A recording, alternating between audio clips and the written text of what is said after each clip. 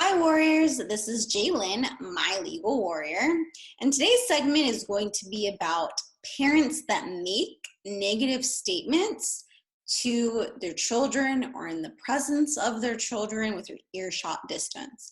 And how do we handle those sort of statements in the context of the court and what the court will realistically do when you do report negative statements from the other party, or that the child is being exposed to negative statements about you or their family members, especially if they've moved on from the relationship and have a boyfriend or girlfriend or a new husband, new wife, whoever it might be. How do we deal with that? One of the most common orders that the court makes about negative statements from either party is found in a family court services mediation report. Family court services mediation requires that you and the other party attend a court-appointed mediator for child custody and visitation. They listen to each of you and come up with a recommendation if you two can't reach an agreement. And always there's this paragraph about negative statements, and I just wanted to show you what that could look like. So it says here, neither parent shall make negative statements about the other in the presence or hearing of the children, or question the children about the other parent. The parents shall communicate directly with each other in matters concerning the children, and shall not use the children as a messenger between them. The children shall not be exposed to court papers or disputes between the parents, and each parent shall make every possible effort to ensure that the other people comply with this order. And in summary, all that really means is don't expose your children to negative statements about the other parent. It's very important, and I think this is what I believe we should highlight, that the children shall not be exposed to court papers or disputes between the parents. And oftentimes when we're dealing with child custody and visitation, especially if they're in the double digits, the parents, for whatever reason, do expose the children to the court papers. I mean, the children know, like, oh, mommy's going to court today, or daddy's going to court today, or something.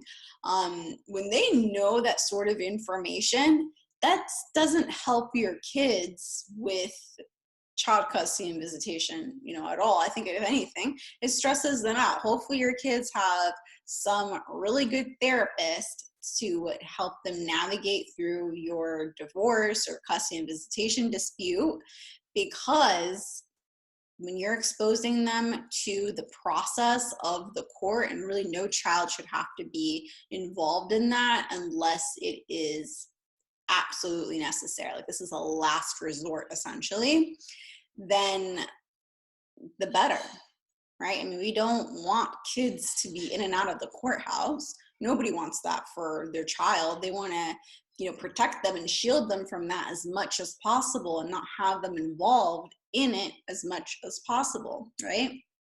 But sometimes you do need to involve your kids, and that's because the child has a very strong preference in voicing its concern to the court, and that's okay. But for this particular segment, when we're talking about negative statements can include, oh, I can't get that for you because your dad didn't get any child support today. Or I can't actually buy that for you because your dad is going to be upset if you had that. What does the other parent have to do with it? These are your decisions. And if they are impacted by the other party not giving you child support or spouse support or whatever it might be, that's between you and the other party. But to say that for the purpose of informing your child, the reason why they are not receiving something from you is because the other parent didn't do their job, or didn't follow court orders, or didn't do something that you're making the children believe that they had to do. Children are very impressionable and they're very smart. And when you're making these statements and you're wanting them to know what's really going on, that's not good. That's a negative statement that doesn't involve the children. And you really have to be very intentional with your words when you are talking to your kids about the other parent, or why you can or cannot get the children something that they need, or something that you want to get them. You can't use the other party as a scapegoat. So even if the other parent actually is the reason why you can't get something for your child, and I'm saying they're the reason because they didn't give you the support that you were expecting to receive because it was court ordered and it just all of a sudden stopped, you don't need to notify your children of that. Do not put that blame on the other parent, because that is an adult issue between you and the other parent. You don't ever want to make the other parent look in a negative light. You don't want to put them in a negative light. You want your children to have a separate relationship with them that is positive and is basically not revolving around your financial issues and the financial issues that the other person may have caused you to be in. That's not the child's responsibility. The child's responsibility is to go to school, do their homework, do their chores, playtime, build relationships, be social, that sort of thing. But the responsibility is not to hear as to why mom or dad didn't give support to the other parent, and that's why they're not receiving something. That can be traumatic for a child, that can be stressful for a child, and the child has no business learning that sort of thing. They really don't. So just make up a reason why you can't get it for them. Any reason. Just don't blame it on the other party. Don't blame it on the other parent. And also, do you really think that the other party is not going to learn this from their kid as well? They're going to be hearing about that at some point. Or maybe you slip up and you actually tell the other parent, I told our child this about you.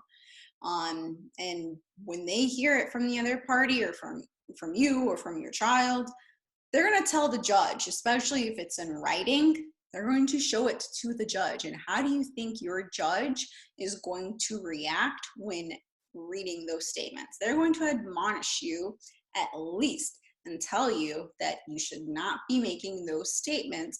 And in fact, you can be held for contempt of court for making negative statements like that. Why? Why put yourself in that situation when you can just work on communicating a lot more effectively with the other party and leaving adult issues with the adult and not bringing that to your child? These negative statements should not be around your kid, and you don't want the judge to be making orders or rulings, or even to know that you've made a negative statement, especially if it's part of your existing court orders right now. All right, warriors, we hope that you are staying safe during quarantine and staying home and following the recommendations of CDC. One of those recommendations really should be don't make negative statements about anybody during this time, and just focus on your own relationship with your child. But too idealistic. Well, thank you, warriors. We really do hope that you subscribe to our channel, and hopefully you find our video to be worthy enough of sharing with other parents out there and individuals that just might need to learn a little bit more about what a negative statement might entail. All right, have a great day, warriors, and again, stay safe.